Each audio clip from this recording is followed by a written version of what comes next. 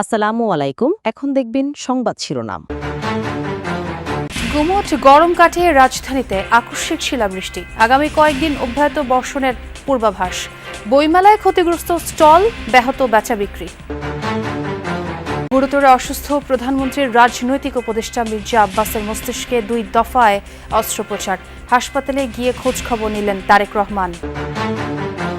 মালদ্বীপে gas cylinder বিস্ফোরণে 5 বাংলাদেশির মর্মান্তিক মৃত্যু, গুরুতর দগ্ধ আরও 2 জন, কমিউনিটিতে শোকের ছায়া।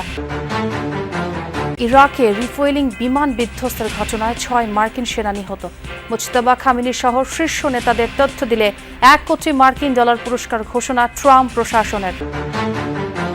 এতক্ষণ শুনছিলেন সংবাদ শিরোনাম, এখন দেখবেন বিস্তারিত। রাজধানী সহ আশপাশের বিভিন্ন এলাকায় মাঝারি বৃষ্টিসহ শিলাবৃষ্টি হয়েছে। দিনের হালকা গরমের পর এক পশলা বৃষ্টিতে চারপাশে নেমে আসে স্বস্তিদায়ক শীতল আবহ। শুক্রবার রাত 8:45-টার দিকে হওয়া বৃষ্টির পর সড়কে থাকা নগরবাসীদের মাঝে স্বস্তি দেখা গেছে।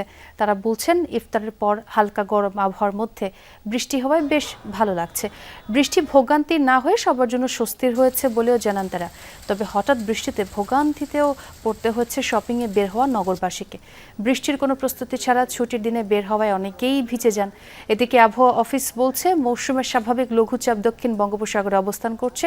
এর প্রভাবে ঢাকাসহ দেশের 8 বিভাগে আগামী 5 দিন বজ্রসহ বৃষ্টির এই প্রবণতা অব্যাহত থাকতে পারে। এ সময় সারা দেশে দিন ও রাতের তাপমাত্রা সামান্য বাড়তে পারে জানিয়েছে আবহাওয়া অফিস। বইমেলার শেষ শুক্রবারে বৃষ্টির হানা, ইফতার পরবর্তী মেলায় তাই ছিল না আগের উচ্ছ্বাস। ফাগুনের শেষ বৃষ্টি অনেকটা আগুন হয়ে যেন ঝরল মেলায়। শিলাবৃষ্টিতে ক্ষতিগ্রস্ত হয়েছে অনেক স্টল। শুক্রবারের বইমেলায় অপ্রত্যাশিত বৃষ্টির হানা। ইফতারের পর যে কয়েকজন বই কেনার জন্য গিয়েছিলেন তাদেরও পড়তে হয় বিপাকে। আকস্মিক বৃষ্টিতে পাঠক, ক্রেতা, প্রকাশক কারোরই আগাম প্রস্তুতি ছিল না। তাই বইয়ের মলাট না উল্টে সবাই ব্যস্ত বৃষ্টি থেকে নিজেকে রক্ষায়। বৃষ্টিতে ক্ষতিগ্রস্ত হয়েছে অনেক স্টল ও বই। এর মাঝেও মেলার আনন্দে শরিক হতে বই প্রেমীদের চেষ্টার কমতি ছিল না।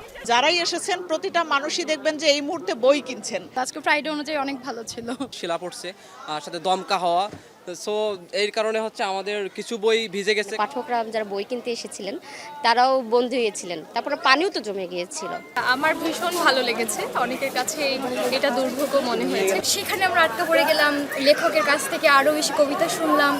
সেই মুহূর্তটা না জীবনের একটা শ্রেষ্ঠ সময় আমাদের মনে হলো। দুপুর পর্যন্ত মেলায় ছিল বই প্রেমীদের সরব পদচারণা। মেলার শেষ শুক্রবার ঘিরে সবার মাঝেই ছিল উচ্ছ্বাস। গুরুতর অসুস্থ বিএনপির স্থায়ী কমিটির সদস্য ও প্রধানমন্ত্রীর রাজনৈতিক উপদেষ্টা মির্জা আব্বাসের 2য় দফায় মস্তিষ্কে অস্ত্রোপচার সফলভাবে সম্পন্ন হয়েছে নিশ্চিত করেছেন কর্তব্যরত চিকিৎসকরা। আজ শুক্রবার বিকেলে রাজধানীর এভারকেয়ার হাসপাতালে তার 2 দফায় অস্ত্রোপচার হয়। বর্তমানে তিনি হাসপাতালের আইসিইউতে নিবিড় পর্যবেক্ষণে রয়েছেন। আপাতত তাকে সিঙ্গাপুর নেওয়া হচ্ছে না বলে জানিয়েছেন চিকিৎসকরা। এর আগে দুপুরে রাজধানীর এভারকেয়ার হাসপাতালে যান প্রধানমন্ত্রী তারেক রহমান। এ সময় তিনি মির্জা আব্বাসের শয্যা পাশে কিছুক্ষণ অবস্থান করেন এবং তার পরিবারের সদস্যদের সাথে কথা বলেন। অসুস্থ মির্জা আব্বাসের চিকিৎসার বিষয়ে জানতে চান ডাক্তারদের কাছে। পরে তাকে চিকিৎসার সব ধরনের ব্যবস্থা নেওয়ার নির্দেশ দেন তারেক রহমান।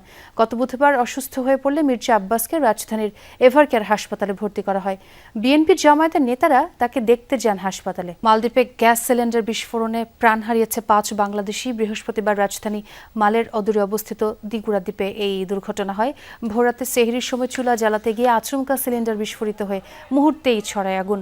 ঘটনাস্থলেই প্রাণ হারান মোহাম্মদ তাজউদ্দিন ইসলাম, মোহাম্মদ সদর আলী, মোহাম্মদ রবিন মোল্লা, মোহাম্মদ শফিকুল ইসলাম ও মোহাম্মদ নুরুন নবী সরকার। গুরুতর আহত হন মোহাম্মদ জামাল উদ্দিন ও মোহাম্মদ সাদ্দাম হোসেন নামের আরও 2 বাংলাদেশি। বর্তমানে তারা হাসপাতালে চিকিৎসাধীন। মর্মান্তিক এই ঘটনায় গভীর শোক প্রকাশ করেছেন মালদ্বীপের বাংলাদেশ হাই কমিশন। দেশের বাংলাদেশি কমিউনিটিতেও নেমে এসেছে শোকের ছায়া। দুর্ঘটনার কারণ যাতে এরই মধ্যে শুরু হয়েছে তদন্ত। নিহতদের মরদেহ অতি দ্রুত পাঠানো হবে দেশে। ইরানে অভিযানের সময় যুক্তরাষ্ট্রের রিফুয়েলিং বিমান বিধ্বস্তের ঘটনায় নিহত হয়েছে 6 মার্কিন সেনা। এই নিয়ে ইরানে অভিযানকালে 11 মার্কিন সেনা নিহত হলো। এদিকে ইসরায়েলের উত্তর এবং মধ্যাঞ্চল লক্ষ্য করে ব্যাপক হামলা চালিয়েছে ইরান। জার্জির এলাকার একটি আবাসিক এলাকায় ইরানি মিসাইলের আঘাতে আহত হয়েছে অর্ধশত ইসরায়েলি।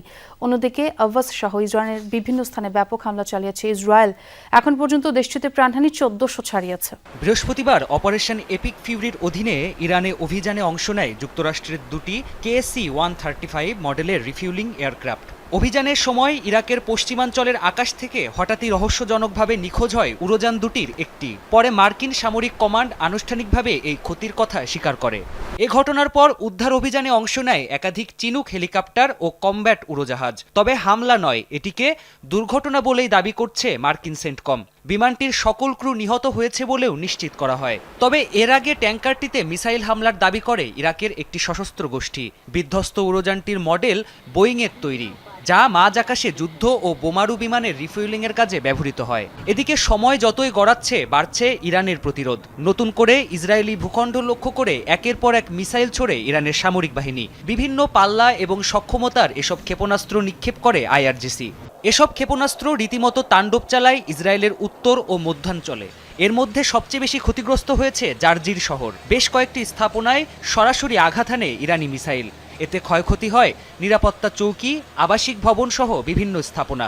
ইসরায়েলের স্থানীয় প্রশাসন বলছে ইরানের হামলায় অর্ধশত আহত হয়েছে। আমরা ইরানের পরমাণু এবং মিসাইল সক্ষমতা ধ্বংস করে দেব। এরই মধ্যে তাদের বিভিন্ন বাহিনীর সদর দপ্তর গুড়িয়ে দেওয়া হয়েছে। আইআরজিসি এবং বাসিস ফোর্সের কোমর ভেঙে দেওয়া হবে। শুধু ইসরায়েলই নয়, নতুন করে হামলা চালানো হয়েছে আরব আমিরাত এবং বাহরাইনেও। এর মধ্যে দুবাইয়ের বিভিন্ন বাণিজ্যিক কেন্দ্রকে টার্গেট করা হয়। ইরানের দাবি মার্কিন মালিকানাধীন ছিল স্থাপনা। অন্যদিকে বাহরাইনে মার্কিন ঘাঁটি লক্ষ্য করে চলে হামলা।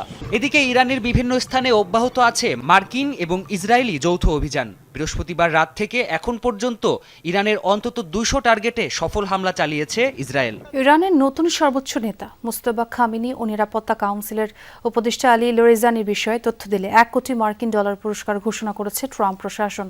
সামাজিক মাধ্যম এক্সে এই ঘোষণা দেয় মার্কিন পররাষ্ট্র মন্ত্রণালয়ে। জানানো হয় তাদের বিষয়ে নির্ভুল তথ্য দিতে পারলে আর্থিক পুরস্কারের পাশাপাশি যুক্তরাষ্ট্রে পুনর্বাসনের সুযোগ পাবেন তথ্যদাতারা। মুস্তফা খামেনি আর লরিজানি ছাড়াও ইসমাইল খতিব, আলী আসগর হেজাজি, মেজর জেনারেল ইয়াহিয়া রহিম সাফাভি ও ব্রিগেডিয়ার জেনারেল ইস্কান্দার মোমিনিস সহ ইরানের বেশ কয়েকজন শীর্ষ নেতার বিষয়ে তথ্য চাওয়া হয়েছে ওই বিবৃতিতে। তবে এর কিছু সময় আগে আল কুদস দিবস উপলক্ষে তেহরানের রাস্তায় জনগণের সাথে হাঁটতে দেখা যায় আলী লরিজানিকে। সামাজিক মাধ্যমে নিজের অংশগ্রহণের ছবিও পোস্ট করেন তিনি। বর্তমান সরকার গণমাধ্যমকে অবাধ স্বাধীনতা দিতে কাজ করছে, এমনটাই বলেছেন তথ্য ও সম্প্রচার মন্ত্রী জহিরুদ্দিন স্বপন। শুক্রবার দুপুরে বগুড়ার সাংবাদিক কল্যাণ ট্রাস্টের উদ্যোগে রাজশাহী বিভাগের 7 জেলার সাংবাদিকদের আর্থিক অনুদান প্রদান অনুষ্ঠানে অংশ নেন তিনি। এ সময় মন্ত্রী বলেন, গণমাধ্যমকে ঢেলে সাজিয়ে তথ্যের অবাধ প্রবাহ সৃষ্টি করতে চায় সরকার, কারণ রাষ্ট্র ও সমাজের জন্য গণমাধ্যম অপরিহার্য। পরে সাংবাদিক পরিবারের মেধাবী সন্তানদের মাঝে শিক্ষাবৃত্তির চেক বিতরণ করেন তথ্য সম্প্রচার মন্ত্রী। গণমাধ্যমের স্বাধীনতা কোনো করুণার বিষয় নয়। গণমাধ্যমের স্বাধীনতা আমাদের অনিবার্য একটা দায়িত্ব। সরকারের ক্যাবিনেটের একজন সদস্য হিসাবে আমি আপনাদেরকে ওয়াদা করে যাচ্ছি, যে অধিকার ছিল আপনাদের প্রাপ্য, যেখান থেকে আপনাদেরকে বঞ্চিত করা হয়েছে, তালিকা করে সেই অধিকারগুলিকে আপনাদেরকে অবশ্যই ফিরিয়ে দেওয়া হবে।